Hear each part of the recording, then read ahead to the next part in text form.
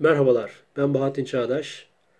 Bir tarihte 2007'de düşen uçaklarımızla ilgili, savaş uçaklarımızla ilgili bir yazı yazmıştım. Düşmelerine çok sinirlenip 16 Haziran 2007. O yazıdan sonra e, yazılım, çip millileştirildi. İki yazıydı. İki yazı arasında bir sene var. Ve onları kayda geçtim ben. Ayrıntılı bir şekilde. İzlemenizi tavsiye ederim.